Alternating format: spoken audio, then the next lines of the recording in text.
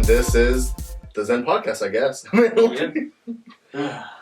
Changes like the seasons. I'm saying we're trying to find, that thing. That thing. Anyway, so y'all be liking, what's her name? You know what I'm talking about, dog? Miss Lauryn Hill. Oh yes. Okay. Damn. Y'all uncultured ass, I swear on God. But anyway, let's kind of get into this. How has y'all's week been, though? This week's been good, I think. It's been like, I've been doing a lot of stuff from like work and school, but it's good. I've been getting a lot done, which is good. What about you? It's been good. It's been a nice week. Can't complain. I'm alive. The weather's been great. Weather's been nice. Alive, employed, and living, Yeah. Yeah. That's all you can ask for, especially right now. Yeah. Yeah. But you know what? What? I gotta always shoot a little higher. I gotta be having that entertainment on deck. And woof, things ain't been more entertaining than those motherfucking memes from that Nate Robinson-Jake Paul fight. Twitter has been on fire. Okay, so we actually, when we did our last podcast, you and I, it was the night of the fight. It was the day of the fight, and we were talking about what we thought. We were mainly focused and caring about the fact that Roy Jones Jr. and Mike Tyson were going to get into the ring. And that's the one that I'm like, whoa. Yeah, that was the big deal initially. But initially. Bro, so I saw this post. It was like a meme. Oh, it was Odell Beckham. Odell Beckham was like, bro, they fighting like uncles at the cookout. Yeah. Real talk. But also, what did you expect? They're like 50-something, So there's a lot of that with that. When I wanted to watch the fight, I was like, okay, where can I go? I'm not spending $50 on this fight. I'm Mexican. Oh. You only spend $50 in a fight when you're Mexican if, like, all the Theos and the Theas are coming over and then you're surrounding the party around this fight. Well, everyone's at that point, it's a party favor. It's not a... Yeah. Well, I feel like you could also be like, hey, guys, so, like, this fight was $50, Like, you want to Venmo me, like... But it depends, though, because you have, like, the placing of the bets and stuff like that. That happens, too, but what I think usually seems to happen in our culture is, like, all right, we all know that they're going to want to watch any of the pay-per-view fights that really go and pop off. So what they'll be like is... But this one was different. It was on Triller. I know, but they'll be like, all right, check it. I'm going to host this fight, and then you're going to host the next fight, and then you're going to host the next fight, and then you're going to host the next fight, and then it just kind of goes into a circle of, like, each family at some point is paid for the fight. And that's the same thing with the Super Bowl. You host the Super Bowl, we host the Super Bowl. Because the Super Bowl in America is like a holiday. It's insane. real talk. Yeah. It's really like a holiday. But the Super Bowl's free. Yeah. Well, if you have cable. Yeah. I was, like, just kind of curious and to see what was going to happen. And here's the thing. Y'all are... Say what y'all will with what I'm about to say. Mm-hmm. I've low-key been feeling the Paul brothers lately. Logan specifically. Not in their media. That was kind of homosexual. Not in that... Basically, I've been listening to his podcast. Really? And that's the only way... Bro, they're not good people. No, they're not good people at all. Say that, though, but they're entertaining as fuck. They're not good people, but yes, you have a point. They're entertaining. There's a lot of people that are not good. Like, listening to Logan Paul... You could say that about anything. Like, yeah. But all I know is that it's genuinely grabbed my attention. Here's the thing a lot of times is you get entertained by people that are out there making an ass of themselves. You know what I'm saying? But I don't... So, like, because they'll do some controversial interviews. Like, they've had Alex Jones on. They've had Ben Shapiro on. I just couldn't get past, though, when they filmed the dead body. Logan Paul, that was a bit... But here's the thing is, big thing. Understand when your life is centered around, like, everything being content and what's going to, like... And you're basically filming everything. I think you kind of get desensitized to what isn't... Because, especially when they want to create shock value... And their whole thing is like, this is shocking, this is shocking, this is shocking. They filmed that, and then they thought this was going to be a cash grab. People were going to talk about this a lot, and I guess a lot of people did talk about it a lot, but it almost ended his career. Yeah, But he bounced back in the sense that he knew, like, he knows how to work the internet, and they're not dumb. And so much so that, like, even with this, Jake Paul got on Logan's podcast, like, a day before, 2 days before the fight, right? And started getting himself trending on Twitter with shit about him saying that COVID's a hoax, with things about him saying that he voted for Trump. I saw a lot of stuff about that. You started seeing a lot of that stuff, so then when you're like, what the fuck is he doing trending on Twitter? And then you start seeing him say all this shit that you don't like, and then you hear that he's going to fight the next day, and you just want to see him lose. Yeah. All you want to do is be like, Get I want your to see ass this. whooped, I yeah. want to see this motherfucker get his ass whooped. And then at that point, So then everyone's watching now, yeah, and they're so smart with it, and you got to almost applaud them for like the whole point is they kind of want everyone to hate them, but at the same time, they know that people don't hate them because the numbers are proving that people are fucking watching. So Yeah. it's like, does the internet hate you or do people hate you? Because there's a small percentage of people who have Twitter that actually tweet. Like such a small that percentage is true. of the users that are on Twitter are actually the ones contributing to the conversation. I'll admit, I don't really tweet. I have Twitter. Yeah. I don't tweet. Same thing like we had been talking about, it's the loudest voices. So Sure. it's those people that are just saying loud voices and they know how to play it. They know how to market in that way. So everyone sees Nate Robinson Right. and is like, okay, he is athletic. He's a 3-time slam dunk competition winner. He's, just this athlete that they say, Mm-hmm. he's this athletic person and everything that he sets his mind to athletically, he's got it. A lot So of people are saying because of that athleticism has nothing to do with boxing because it's like a skill. It's Yeah, a it's legitimate thing you have to learn. you have to learn it from experience too. And you have to have been in the ring. Like it's like It's a lot of it's pressure, a dude. different so much pressure. monster once you're in there face to face with your fears and shit. Because you can spar all day, but once you're in the ring, even if there's no crowd, there was no crowd, it's still really nerve-wracking, Yeah. And I'm just bummed Soldier Boy and Chris Brown never boxed. I'm waiting for something like that to Which, happen. But I by think the that way, Chris Brown would have effed up Soldier Boy. You think like, so? Bro, Chris Brown does like backflips and stuff. Like, cool. Chris Brown legitimately plays like elite level basketball and shit. Really? yeah. Like Yeah. he's legitimately the way that he has to move, I don't know how much muscle it takes to crank that Soldier Boy, dog. I don't think it And Soldier Boy's skinny like me. and then, you know what I'm saying? Like he's got face tattoos and stuff. I never got my Soldier watch or my Soldier game console. I never got my Soldier Game console So in just either. send us the Soldier Watch and Soldier Console. We'll play it And we will review it. and we'll review it, and yeah. we'll give you unbiased reviews unless you send the check with it. Then they'll be biased. It was Yeah, then we amazing. fucked with it. It was great. So I was truly in my little YouTube in the closet mind, just like, damn, I really want to watch. Like, I really want to watch Tyson this, but I really want to watch this Jake Paul fight. You know what I mean? Right? And so I go to a bar, pay $5 to sit in this bar, Mhm. have a few drinks with Alicia, and when we're watching the fight. And you're seeing all the little performances. It's super weird because there's no crowd there. It's all Yeah. just a stream. You see YG performing. You see all this kind of stuff that you're like, this is crazy. The way Snoop Dogg is commentating, along I with thought that was one of the most 3 hilarious commentators things. and Snoop Dogg, just be like, oh shit, you know what I'm saying? I thought that was. I love Snoop. So good. I was watching the highlights and stuff like that, and I was watching the Jake Paul and the Nate Robinson stuff, and it's just so funny to hear Snoop Dogg commentating on everything, and he's like, it was evident that he was going for Nate Robinson. By the way, he was rooting for him the entire I time. don't think anyone was actually rooting for Jake Paul. to be No, honest. no one was. No. Everyone was kind of hoping that He'd get beat up. Yeah. Yeah. And so, with that being said, he goes out there, knocks Nate Robinson out in the second round. Yeah, and he knocked him down I think 2-3 times before Because that. here's what he did. He understood, when you see Nate Robinson come out and he's sprinting out and doing all this stuff, you're thinking, oh shit, Yeah, he's coming out with all this energy. He's like, but then you realize it's sporadic, not timed right energy, and it's just And he got himself tired. I don't know because it was the second round. I don't think he got himself tired. What would happen is if he did, then he messed himself. literally, as a trained boxer, Jake's watching what he's doing, seeing what his movements are, calculating where the fuck he's going, and literally letting Nate Robinson come into the fucking punches. He literally let him, okay, he's going to come in at me at this moment like he's been fucking doing, and then, okay, now I hit him back here, and bop, hit him with that. He's going to come into my range. I don't have to reach out. I don't have to use my reach. I'm going to let him come in, and then I got him. And he strategically, knew what the fuck he was doing. The thing that's crazy is you really see the difference between, their boxing and professional boxing, because there was a lot of times I'm like, that is horrible form on Nate Robinson's part.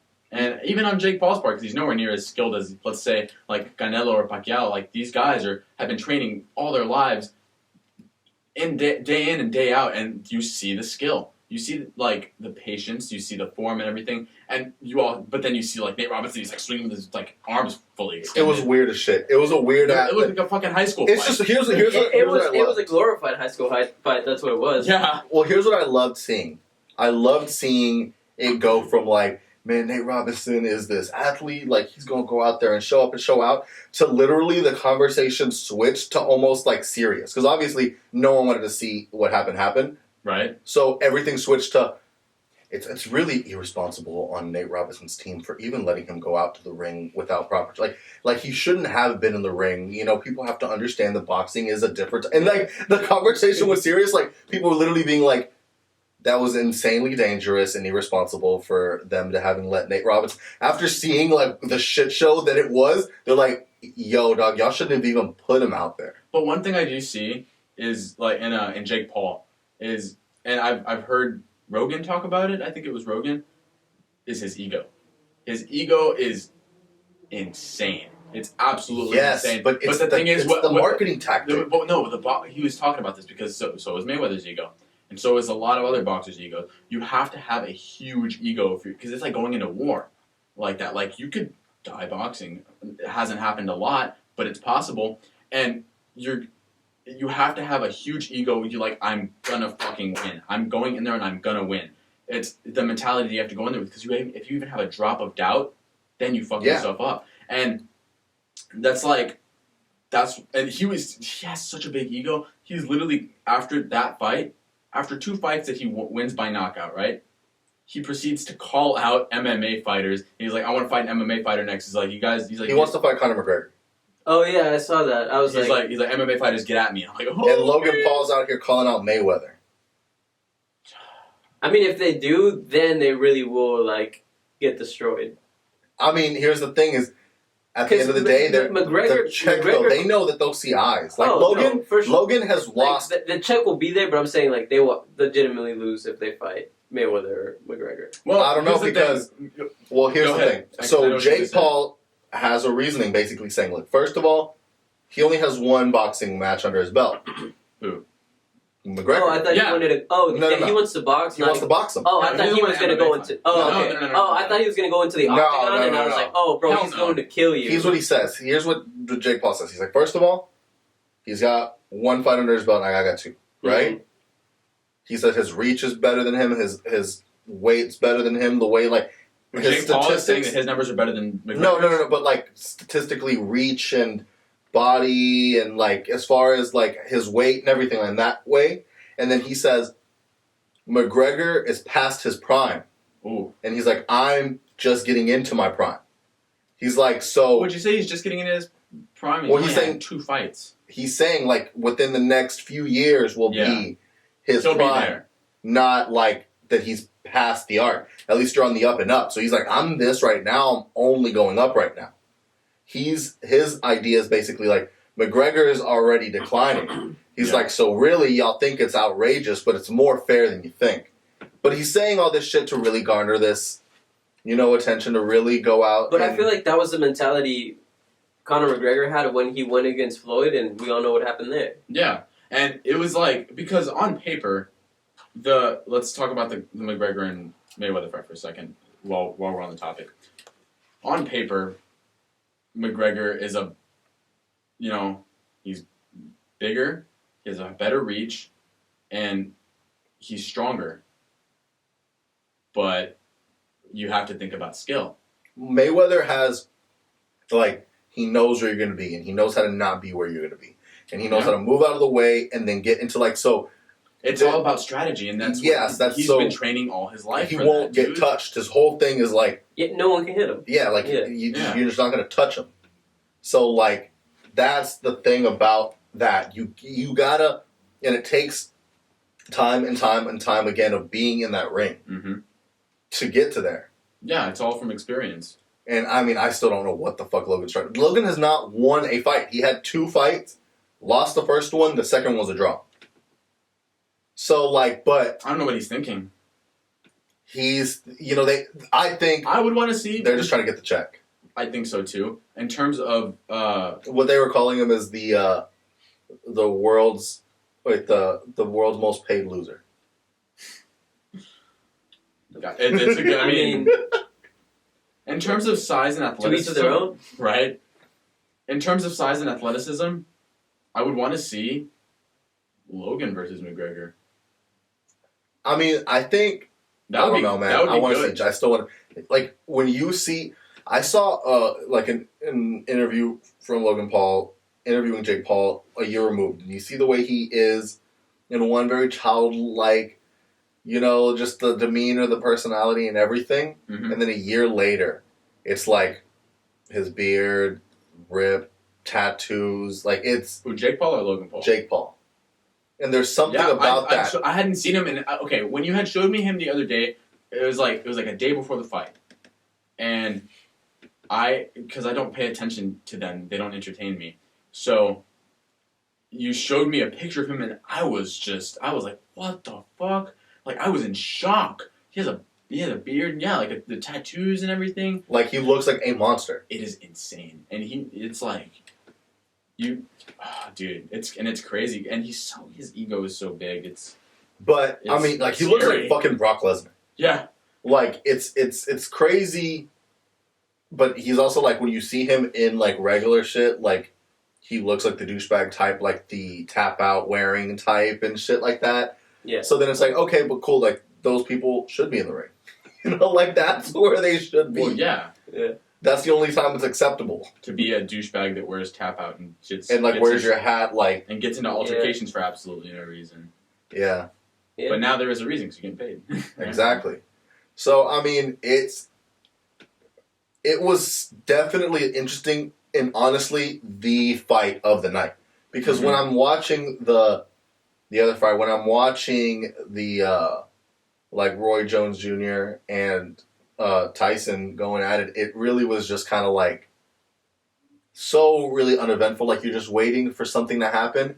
You're like, oh, is something gonna? No, nothing's gonna happen. They're hugging again. What do you expect? They're old. But they're super old, bro. But regardless, They're not like 80, dude. They're like 50 but something. in boxing years, Oh, they're like 100. And think about like 50-year-olds back then. Like it always seemed like if someone was 50 like, oh shit, before, you're they're like 50? they're in wheelchairs and shit. Now Yeah. people are still out here doing shit at 50. Yeah, there's people running marathons like 103 years old right now, dude. It's insane now. But like Well, it was not just right so now, right uneventful in now, that but, sense, and yeah. then it being a draw just kind of was like, okay, this was all just because then they'll set up for the next one, and then the next day But the Mike Tyson videos of him like sparring are still terrifying. they're still so terrifying. I think that is like it's. He was high during the fight. No way. Yeah, he said the next day he was like, I was high before the fight. I was high during the fight. He was like, it's just who I am. It's who I am. I mean, I don't know what they want. It's who I am. I be smoking weed during the fights and shit, bro.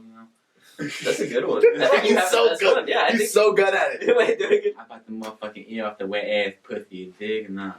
Oh, Yeah, okay, that's the best one. So, you were hearing, it was funny because when they're commentating and saying all this stuff, first of all, when it was like, it's a draw, like, are y'all, like, what do y'all feel about it being a draw? Mike Tyson's like, I mean, I'm fine with it being a draw, you know what I'm saying? Like, he's just going into the whole thing, right? And then, he gives it to Roy Jones, and Roy Jones starts talking reckless. Like, Tyson's kind of like, bitch, like, because if you really think about it, like, I thought, if anything, it would have been stolen from Tyson. Like, he should have won decision, right? Sure. Personally. So I'm like, dog, you're the one talking reckless? Like, come on. And then they You start. serious right now? Then they ask him.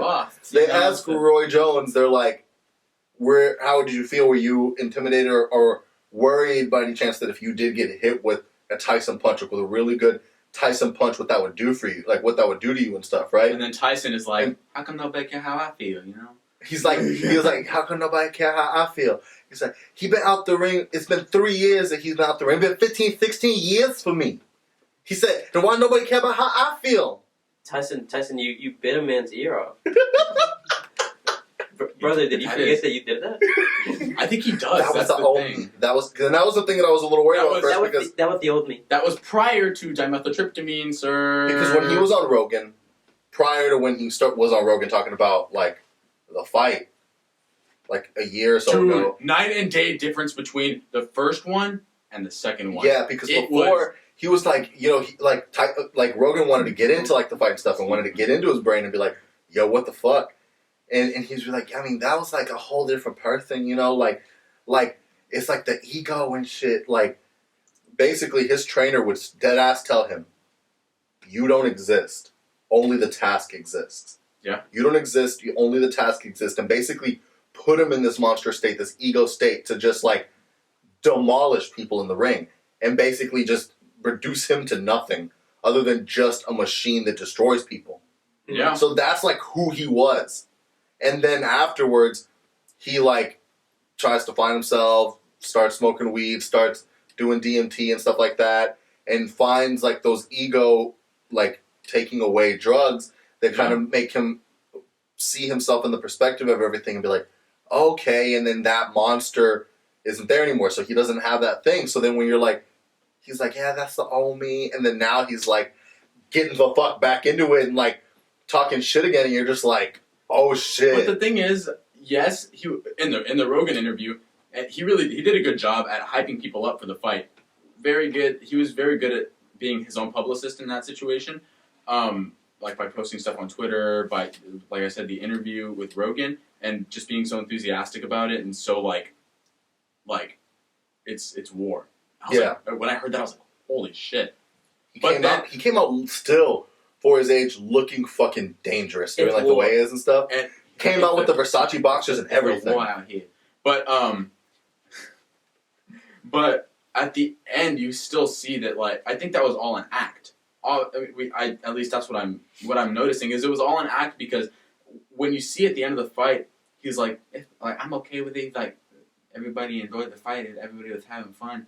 Like, you know, like, he was talking about like how it was all for the crowd, it was all for the people, and I was like, oh, so the ego never really came back. Yeah, I mean, he's literally like a personality. He has his podcast now. He's a personality now. Yeah, and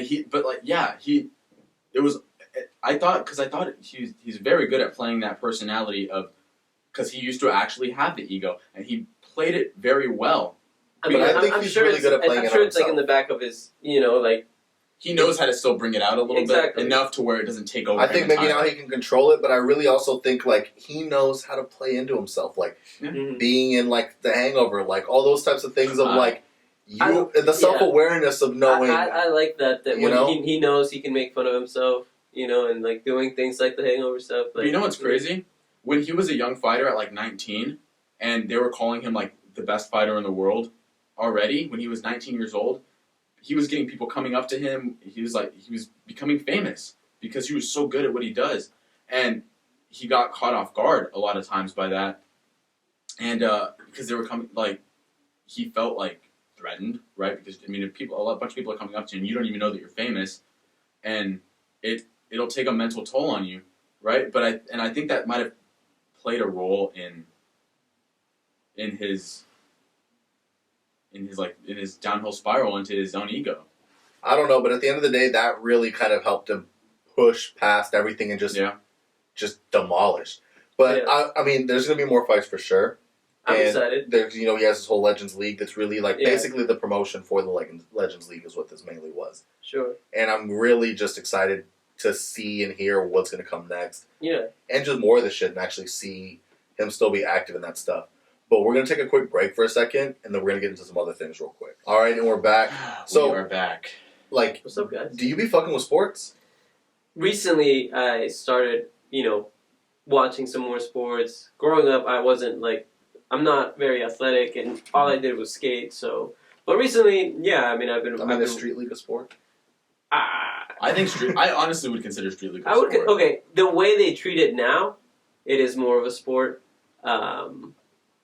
Whatever we feel about it separately is different. But I think they are. I think Nigel Houston has revolutionized skating as a sport. Why do we... Him and Rob Dyrdek. We have to give Rob Dyrdek You've told me, why do we get mad at people for perfecting, like the fact that everyone gets so mad at Nigel for the fact that, like, he does everything so perfect because he legitimately tries to work on his craft to that point. Yeah, he looks like a video game. And the problem is, like, but like, why is that so wrong?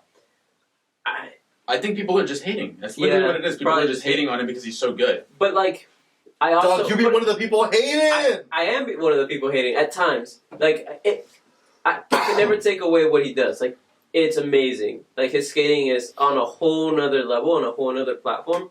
But I've seen enough skating to know what I like and know that I like more flowy type stuff where it might not be the hardest trick, but you know that that's like the way they did it, just the flow of it, you know, the way they move their body with the skateboard. And it looks like, you know, it just, I don't know. So it's the vibe, would you say? I would say it's You would the say- vibe. So would you say it's the mumble rap of skating?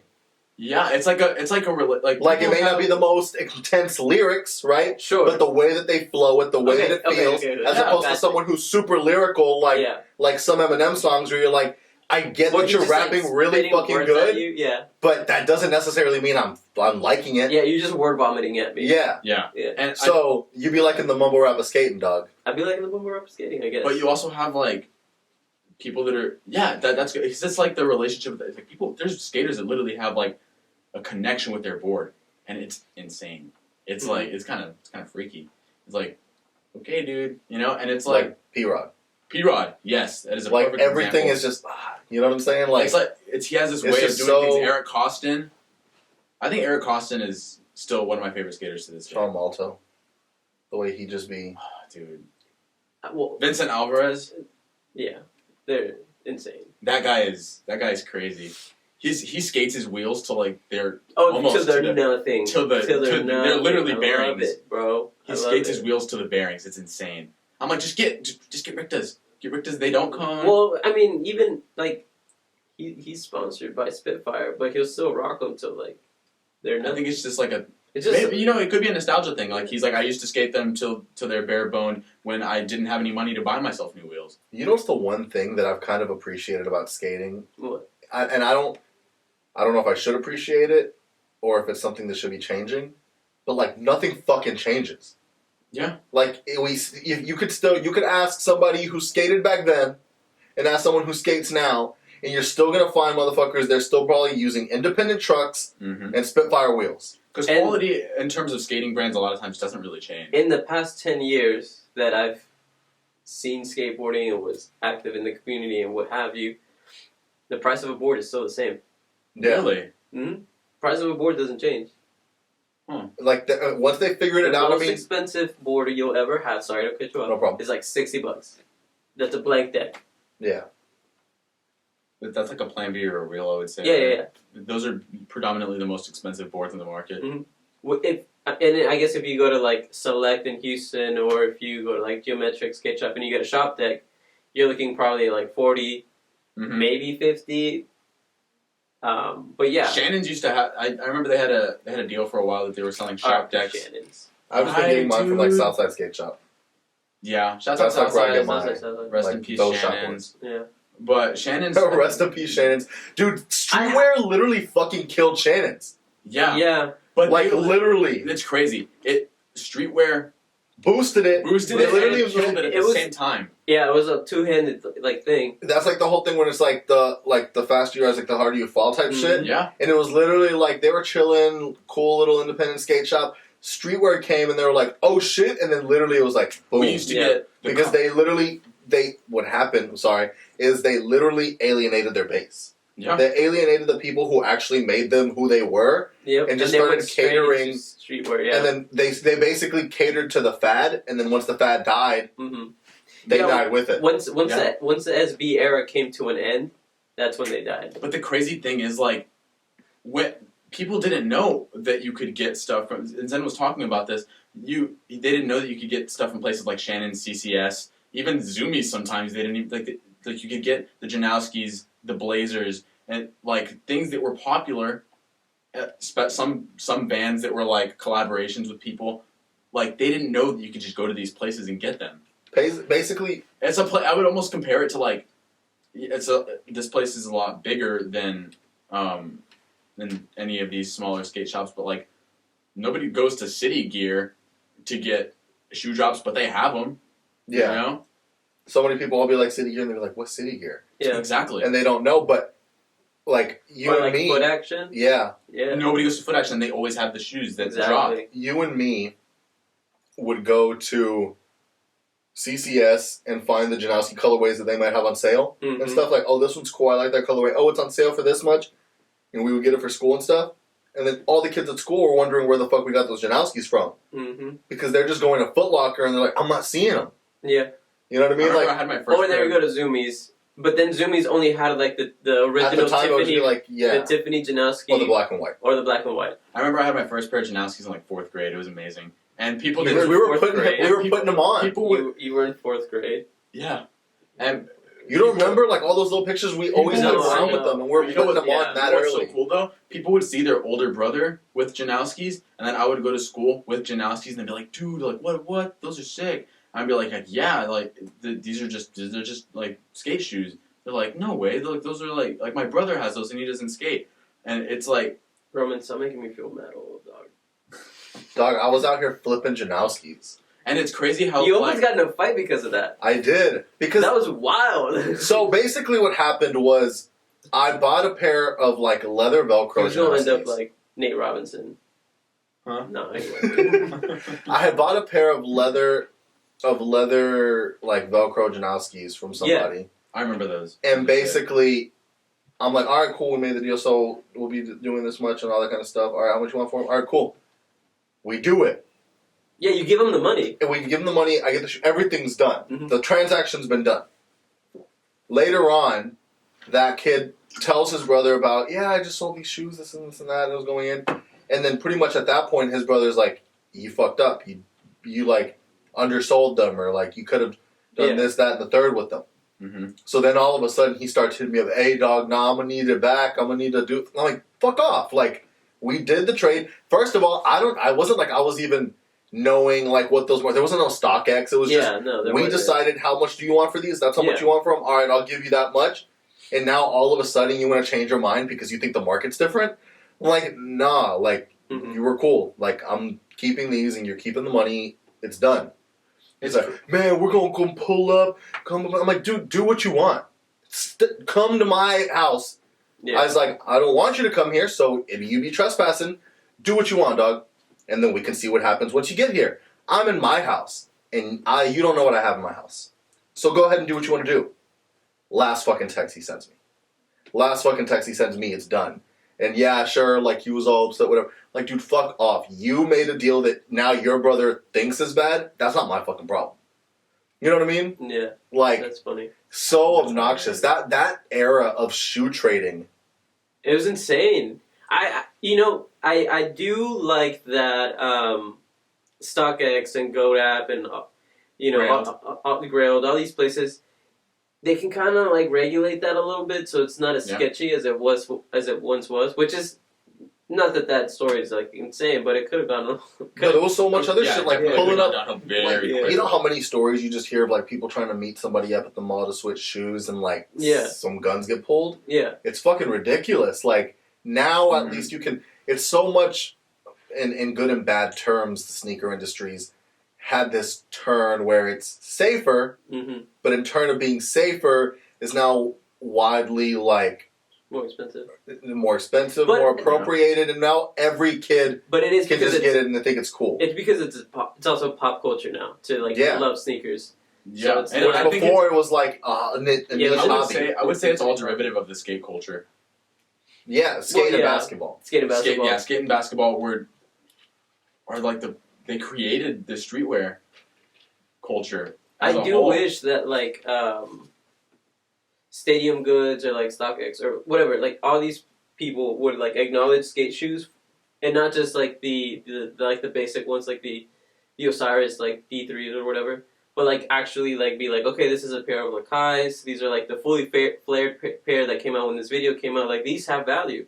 Or like the pretty sweet ones. Yeah, Those like are sick. you know, like But stuff like that. I agree Real with you skate because shoes. they'll acknowledge like the Lance Mountain Air Jordan 1s, but they won't acknowledge the Lance Mountain Blazers, Right. which are equally rare. You know? And they're beautiful shoes. And it's just like, yeah, I definitely see that they want to acknowledge the basketball and all that stuff more than they would like to acknowledge the skating. And that's just because skating is more underground. It's come up a little more. But here's the thing. It's a roller coaster. Yeah. Here's It's the just thing coming that back up to, like, I don't was. understand Yeah. why everyone knows it, but doesn't fully give skating the credit that it deserves for its contribution to streetwear. Yeah, because you have brands like Supreme that are a skate brand. They are a That was most. streetwear brand. That's what it brands. was. Yeah. Here's what it Palace is. also. Here's the way that I would see it. Literally, like in the sense of like how it grows, right? Mm-hmm. So you had two different types of street people. Mm-hmm. You had the people from the streets. You know what I mean? Like the street people out there just with their crews and stuff. And then you had the skaters. And the skaters were like super dirty. They didn't care. They had that kind of street attitude to them. And then the other street people were all about getting money and were wanting to like have fresh stuff on. So like they gotta dust out the new Jordans. They gotta put this on because they're like, I'm out here getting money, and that's like that appearance. Yeah. They're both in the streets. They're both doing their thing, and they start colliding. So now you have what the skater kids were wearing as that mixed with what's fresh, and it becomes streetwear. So now it's like the two worlds collide, right? And I just don't feel like skating gets put into the equation enough. You know what's funny about it though? It's funny that like skating's so street and like the way, at least the way that we know it. Mm-hmm. But for whatever reason, we would still, back in the day at least, we would get clowned for like doing that like white boy stuff. Like what? Like skating. Oh yeah, yeah. Especially being Hispanic. Yeah. But then Lil Wayne came out and did it, and then it started being fine. Yeah. Then it was cool. It was a part of the culture when Lil Wayne did it because he was a rapper. Yeah, and he started like rapping about skating. Yeah. And also like. And he started like truck. I think also Lil Wayne was one of the people that it wasn't as like heavy hitting as it is now, but that kind of introduced rock into the rap industry. Yeah, because there was this one. I mean, okay. Actually, let's not say that because then we're gonna discredit like the Beastie Boys and discredit like Run DMC and everything they did, and how it is now is what I'm saying. Incorporating like a rapper incorporating like their rock, going from a legitimate rapper to incorporating rock. Exactly, that's what I'm saying. Yeah. That's what I was trying to say. You worded it better than I did. But there was this one lyric that he's like, "It's just me and my guitar. Yeah, bitch, I'm heavy metaling. You can get the fucking Led Zeppelin or some shit like that, right?" And that's like, everyone's like, "Wait, who the fuck is Led Zeppelin?" You know? And it's like that's how it starts, and then the worlds collide, right? But he did start like incorporating the white boy shit into the culture, and that's how that's definitely how it happens. I think. I wonder if because that's not fair because there's like legitimate like Black and Hispanic skaters that like are actually like professionals and like doing What's his this name? stuff. Like Theodis Beasley. I was fucking racist. I know the first one. I was gonna say Stevie Williams. Because I had just watched his nightclub interview. Didn't he do I believe he did the Complex Sneakers podcast too. He did that too, yeah. Yeah, you don't be listening to the podcast like that. You on that lame shit, but fuck off. It's because literally, we're trying to have this whole conversation with him about sneakers, and he wears like one pair of boots and one pair of New Balances, like in life. But to be fair, I don't have like Jordans, and I have a lot of opinions about them. No, but like I don't have to be in like I don't have to wear this shit to have an opinion on this shit because I know about it. What are these New Balances that you've been fucking with? Because you've been steady on these New Balances. The 990s V5s, they're amazing. They're so comfortable. It's the 997 or it's nothing, dog. Shut up. Real talk. I like the 993s too. The 550s or the 550. Yeah. I know those are sick. Did you see those? I know. I've never seen them. Let me pull up. This is the one you sent me, right? Yeah, I want a pair of those. That's a sick shoe. He had sent me the Amir I'm saying that horribly, but the Amir Dior collab thing, whatever, the red one and the blue one or the green one. Those are this 550 right here. Dude. Yeah. And then I showed him this. What was it? Was it a 997? I think so. That I had showed you because I'm telling you that this I found this by accident while I was looking for a collab that he wanted to see. I've been fucking with this 997, this colorway. Yeah. Because it was after I had found it by accident. I'm like, yo, I low key really need this colorway. bro. But even okay, It looks like a Maruchan box. yesterday when we were talking about the complex sneaker like list, Yeah. those New Balances to me still are like super sick. If I were to wear a pair that was close to the 997s, it'd be that pair. I mean, it was hard, but do you think you could easily pull off that bright ass orange? No, 100% no. With but the blue, because I had that blue suede in there. Yeah, no, it's crazy. It's a loud shoe, but like it's so like nice. I'm trying to think of how it could fit you. Actually, to be 100% honest, you could wear that shoe with what you're wearing right now. Probably, maybe. I Like don't know. mad easy. I think so. Wait, Because there's it's also very you're wearing very neutral tones up here, and then you can just make it a little louder. Just like what I was doing yesterday. Statement piece. When I'm trying to wear those Pharrells, that solar red pack of the Pharrells, Yeah. I gotta just be neutral as fuck because that shit's white with yellow and fucking like. So it has to be your statement piece. Yeah. Because you can't just wear a bunch of statement pieces and you look like an idiot. Then you look Unless like you're Bad Bunny. Unless you're Bad Bunny. Because if not, then you look like those white kids that be pulling up with like the Supreme. Okay. Yeah. I hate like how Crystalius. I hate how like streetwear has turned into like everyone knows what quote unquote is cool. So like, or even athletes do this all the time. Like you can tell who has like either a good stylist or like they just genuinely know how to dress. But there's also like those players that will be like, all right, what's a cool shoe? I'm gonna just throw in the ones, black skinny jeans, black tee. All right, let's go. Or and then they get picked up by like some blog or something. Not even that. Or when they literally. My biggest thing is you can buy expensive clothes, but you can't buy good taste. Exactly. That is true. So then you're literally sometimes I'll just be like, I'm gonna throw this on. All right, so let me throw the coolest shoes I have on. Mm-hmm. Let me throw the most expensive pants I got on. That's like let me throw the most expensive shirt I got on.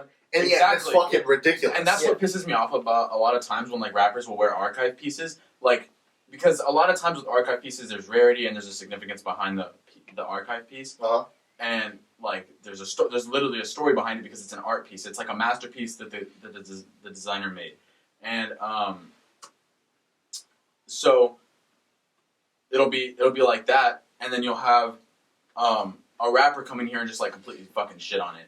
Because he has the money to do so. And it just pisses me off because that's like, it's this art that this person made, right? And then you completely discredit the entire form of art that they created.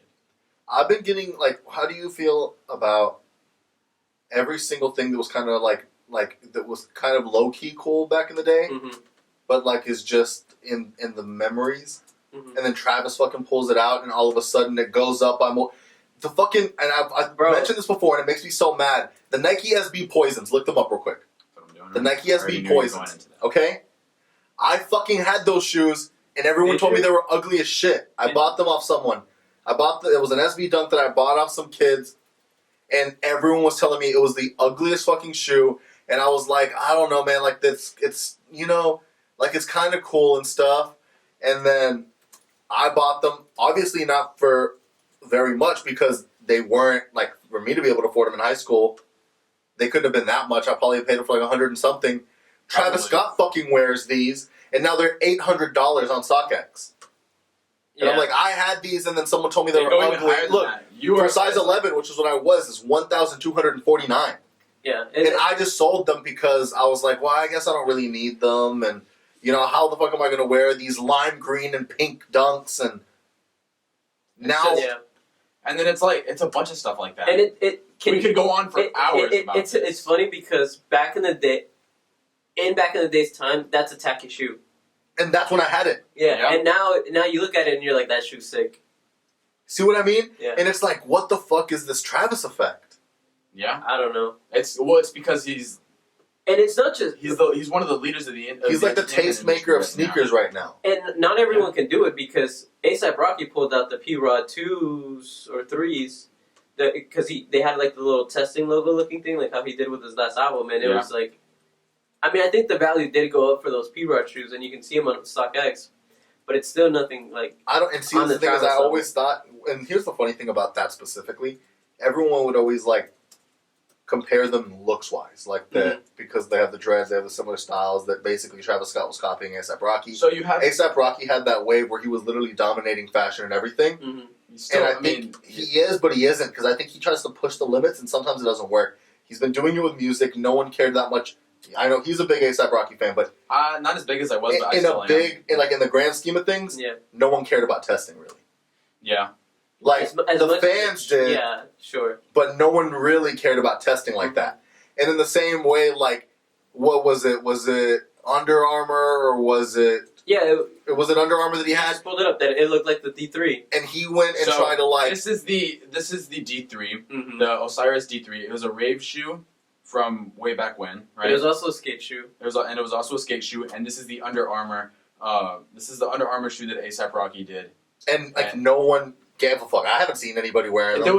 There was discussions about the uncanny similarities, right? But also, like, you got to think about the brand he went to. You know. yeah, exactly. And You have to that find also- a way. The thing is, I think he would think, I mean, I'm A$AP Rocky. I can make Under Armour cool. Yeah. And Same thing that I think Steph Curry thought he was gonna be able to do. But he failed to do that. No, he just makes dad shoes. And then fucking, yeah, like every time that they think that they're gonna do it, the And not only in a person good who can way. do that shit is like Ian Connor. Ian Connor made Skechers cool. Yeah, that is true. He literally posted a picture with Skechers and a bunch of money, and Skechers stock rose. I think it's Like, insane, isn't on it? God. You know what I mean? Yeah. And it's like, those are the true tastemakers when they're like, they have these visions and they like, it's not, I think the second that you start trying to go into anything I thought I was going to be tight, And you can't. Yeah. But it just kind of But then you don't even have to go that far. As to Ian Connor and A$AP Rocky and Travis Scott, fucking Kanye wears anything, literally anything. Anything he touches is fucking gold, and it's insane. Like, he wore some ugly ass Adidas, like these ugly Adidas that nobody was fucking with, and they were like just flying off the shelves the next day, literally from one day to the next. He posted a picture on. We literally on the internet. we literally had this conversation yesterday. It's like That's because on the complex sneaker list, the Yeezy Foam Runner was #1. huh. it's not. I haven't seen those. There's like, I think it's That's like that's a croc looking I one. think yeah. I think I have seen those. Would you say that that's a sneaker though? No. No, I don't. I don't think it's well. It's Go debatable. to images. No, like, it's a croc. No, it's bro, a sand. it's a- I It's a know, sandal. I know, but it's Because still has Sneakers this. at its core, it's an athletic shoe, and you can't do anything in these. You're gonna See, look you're how gonna easy die. it is. These are so cool. Okay, but those are fake because they're $40 on Etsy. Not these, but like I'm saying, just in general, motherfucker. I'm just saying in general, the foam runner. But see what I mean? Like, it's just so fucking stupid. I think this It's is, a piece of foam but this is you, with holes in it. the thing that you don't realize is this You is step in a puddle and your day is ruined. the thing that you don't realize is that this is Kanye dipping his toe into the avant-garde world. I mean, I don't know, man. It's just. It's not my cup of delved tea. into it, and it's just like, to me, it's like I'm over everyone just saying I can do whatever I want and people are gonna fuck with it. Sometimes it works because sometimes I'm like, damn. I mean, he did it, and I do fuck with it now. Like he pulled it off. But I mean, I just wish the people just cared about art and not just about I can make everything cool. Yeah. Like, just actually try to be like, I mean, yo, you were what calling do out I Kanye want? with that You- dialect there, buddy. You know what? Yo, You know what I. we're gonna take a break real We're- quick yeah. and then we're gonna get back into Okay. it. You just gonna come in? So Robins is gonna come up here on my birthday party, with a gift. You got the game fucked up, bitch. You got the game fucked up. Smash his wine glass in her face. Yeah. Okay, so when we were getting into this whole thing, we were having a little conversation. Yeah. The last A$AP Rocky, the last A$AP Ferg record, I didn't listen to it. I didn't even care to Trash. listen to it. trash. Completely I trash. heard about it, so I didn't even care to listen to it. Now, with that being said, Hello. were you paying attention to that whole period where basically like they were saying that A$AP Ferg wasn't A$AP anymore? They were kind of like trying to kick him out of A$AP. I heard about it. Like how does that? Like, I don't. Ever since Yams died, It's been a mess. it's been a fucking It's been a mess. shit show because of the fact that his right hand man, A$AP Bari, he was second in line, took over. Then there was a bunch of altercations between everybody because he was like, "Oh, so you think you're coming in? You're going to be the big boss and stuff like that." And technically he was, but at the same time, nobody's going to entirely respect you because you aren't the true leader. You know, you're not the person who's truly the one who got everything, who got the ball rolling. Yes, he was one of the initial people who started A$AP, but it's not the same. And obviously, there's going to also be a lot of neglect because of the fact that it's like they miss yams, right? There's also sentiment to it. It's so weird, the dynamic, because I don't understand how. I mean, I understand like the concept, but it's so weird in practice that the main face and the main person who's actually the most popular is not the leader. You know what I mean? Like the fact that like ASAP Rocky is never seen as a leader. Yeah, because ASAP Rocky's just the face and the most popular and the one that everyone likes and gravitates to, but it's not like ASAP Rocky's thing. You know what's interesting? The fact that like the mob actually didn't like. It's like they didn't help each other because like Nas doesn't have an album. You know, I think he does more like fashion stuff. He does, but I think that didn't he just recently? Well, I mean, like if you look as long as he's been with them, like no, you know, it was very recent, probably within the last few months. And Nas' first ever album. And like you think of people who got aligned with them who weren't in the mob who like actually ended up doing better, like Playboy Cardi, Ian Connor, all these people that were part. Well, that all derived from Og.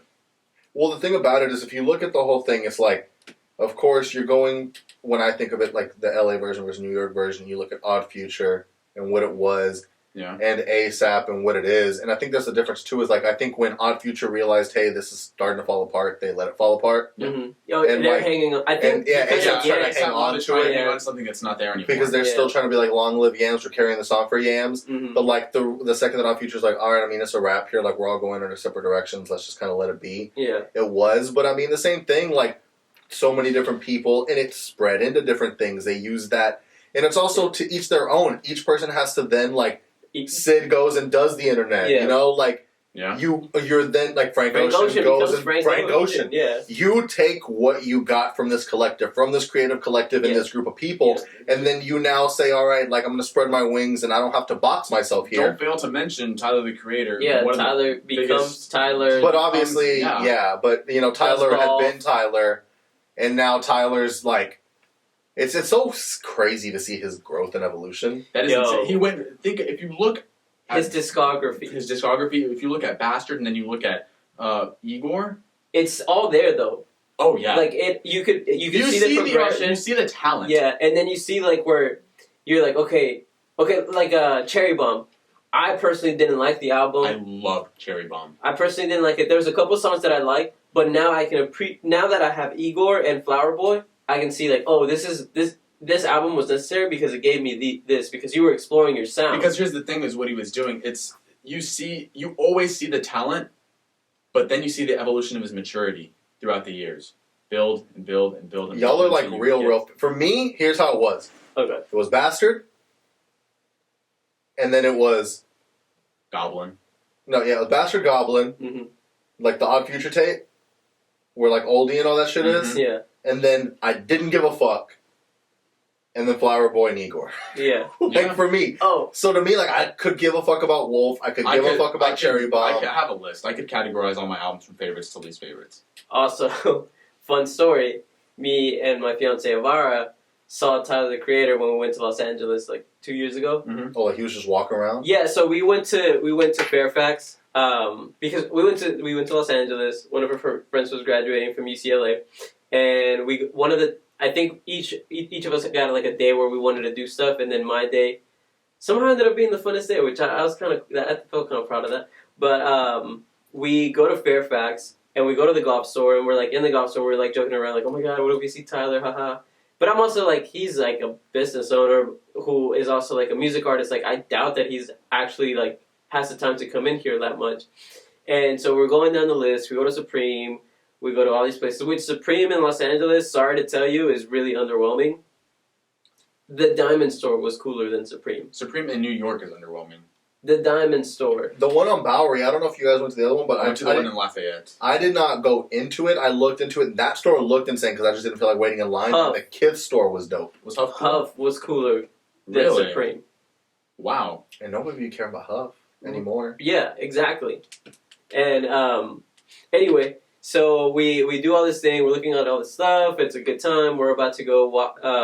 We're leaving. Whatever we call our Uber, and then I look and like, here's the street. The Uber comes and picks us up, and he's about to pull away. And there's these like guys like crossing the street, and they're dressed like really well, and I'm like, oh my god, those guys look sick. Which it's Fairfax. I mean, right before that, I saw a dude wearing Red Octobers, and I was like, oh my god, this guy has Red Octobers on, and I was like freaking out and like nerding out, and I was like, how's he wearing that? Like, it's just so much money like on your feet, like that's insane. And I was like geeking out, and then we see these guys walking, and then Elvira goes, is that Tyler the Creator? And I like took my glasses. I don't know why.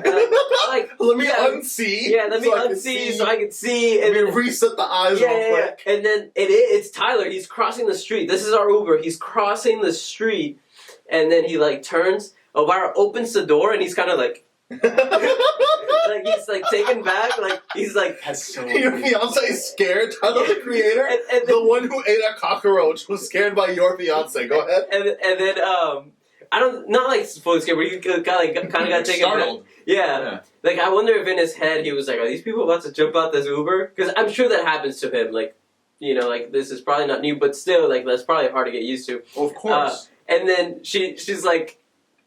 Doesn't know what to do. She kind of like freezes there. I'm frozen. I want to get out. Everything in me is like, we're gonna get out of this Uber. But also, our Uber didn't really speak English. I'm not saying that in like a.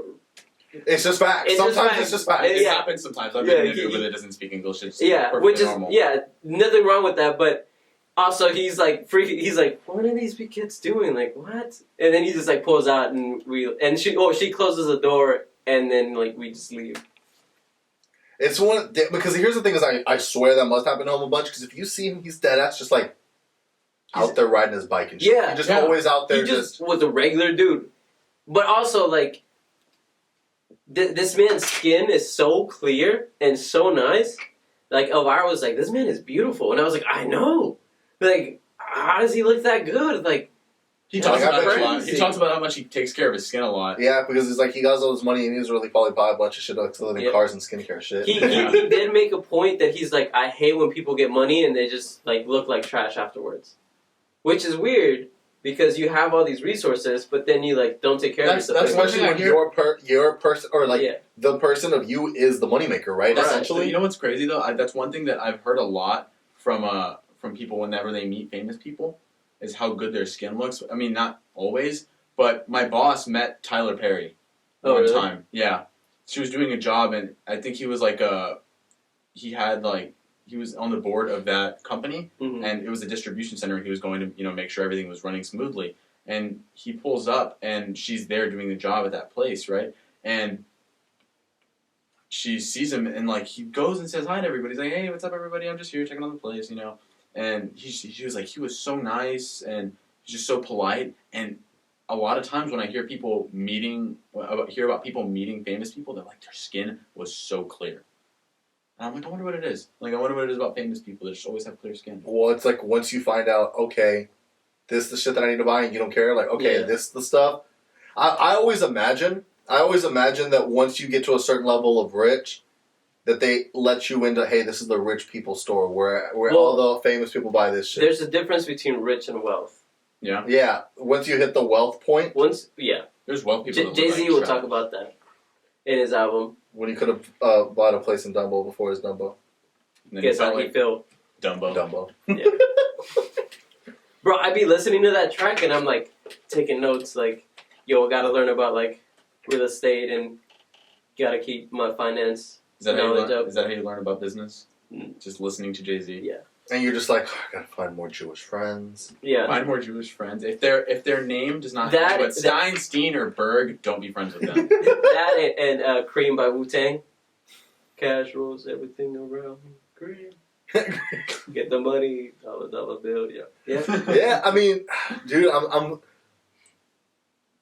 Someone had said this thing. What if you start like What if you start an OnlyFans? Oh God! But it's just you giving financial advice. What? And I'll tell you, I think that people won't take advice unless behind a paywall. Unless you feel like you had to pay for it, it doesn't feel worth it. If someone's giving free game, you're like, well, that's just free. Like everyone can get this. That's how a lot of people. Is that why you won't play Among Us? Yeah.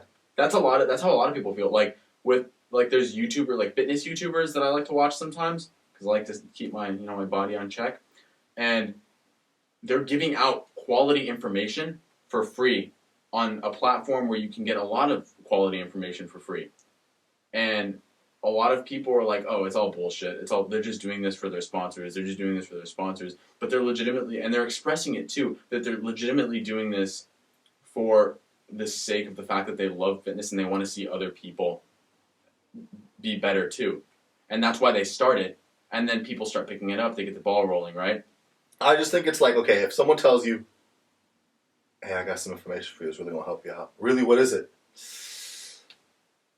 I'm going to have to charge you a clean 15 on it. And you're just like, fuck. And then you start thinking, well, if I invest, you start seeing it as an investment. Well, if I invest this much, and if I'm getting this information, it'll help me make this much. But the second someone just gives something to you, you're like, thanks. You know what I mean? Like, let's just say, with all the media stealing and stuff like that all these companies do. Mm-hmm. If Amazon was going around and saying, hey, we'll give you free Alexas, everyone should be like, bitch, why the fuck am I just going to give you my data? You're just going to come over here and take all my data, give me these things. But the second you're like, look at this really cool device, and you only pay this much, and it does this and this and this. Now you're like, oh shit. Now you're paying them to steal your data. Yeah. They're stealing it right there. I got them all over the fucking place. Alexa. Stop. Leave her the fuck alone. Never mind, Alexa. Bye. So it's like... Bitch, shut up. It's like that kind of stuff. Like, I really think that if you have to pay for it, then you take it seriously. Buy more Alexas. Stop. This podcast is brought to you by Alexa. Alexa. Stop! And Jeff Bezos. You can't. Y'all are saying her name first, and then saying And we things. said her creator's name. This podcast is brought to you by Amazon. Amazon. Y'all are saying blasphemous things to her. You can't be saying that shit. That's the kind of shit that they were going to record and then be like, all right, when they're looking through their shit, all right, who said some shit? Alexa, tell me who said some shit. This podcast is brought to you by capitalism. Capitalism is... I'm kidding. Speaking of... Alexa, wait. bye. Pause. On our way to Chick-fil-A, I was like... you were telling me to trigger Roman, like to troll him. But Where's at the this same going? time, I was like... I was just sitting there and I was like, hey, do you think Roman hates capitalism? Or like, what is his view? I want to know what your view is on that. On capitalism? Yeah. I mean, I think there's no escape from it.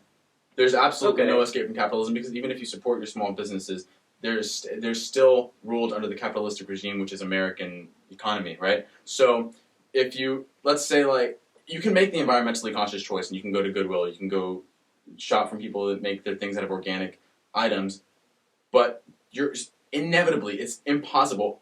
It's like, they say death and taxes, but you should add capitalism to that too, because it is literally impossible unless you want absolutely no possessions or you want to die to escape the reign of capitalism.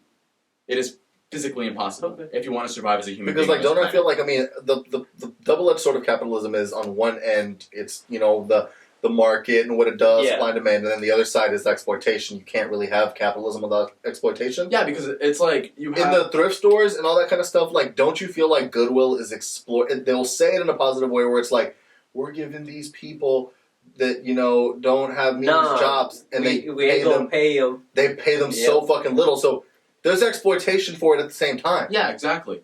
So it's like... But I mean, then again, is it a non-profit, so does it count?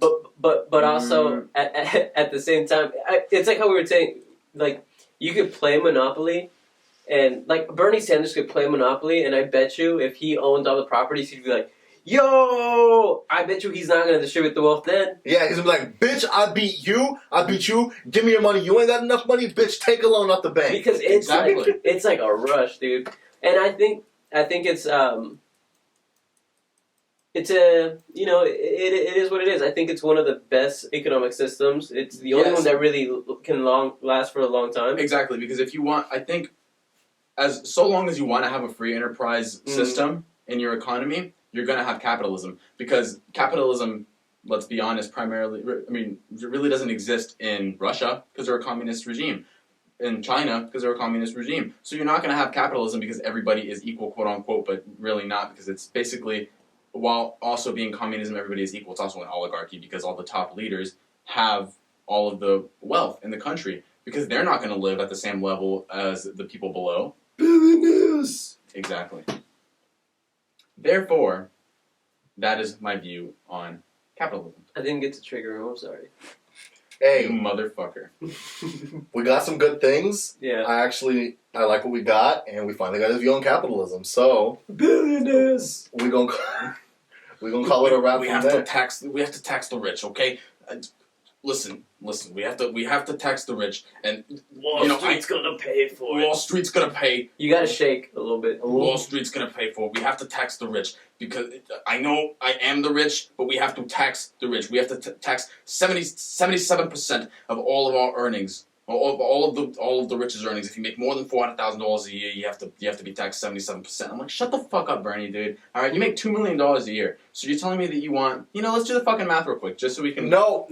God, My biggest problem really just is like Politicians need to. it's shut the like fuck that. up. I get it, but then it's like, so you're just gonna I get. We're gonna get into this later. To be honest, It's a whole nother. it's a whole nother episode. Stay tuned. Stay tuned. Oh, I guess we did trigger Roman. I didn't get to let it out. That's why. So, thanks for listening to the Zen Podcast. Once again, I'm Zen. I'm Roman. Pablo. Thanks for checking us out. Bow, bow, bow.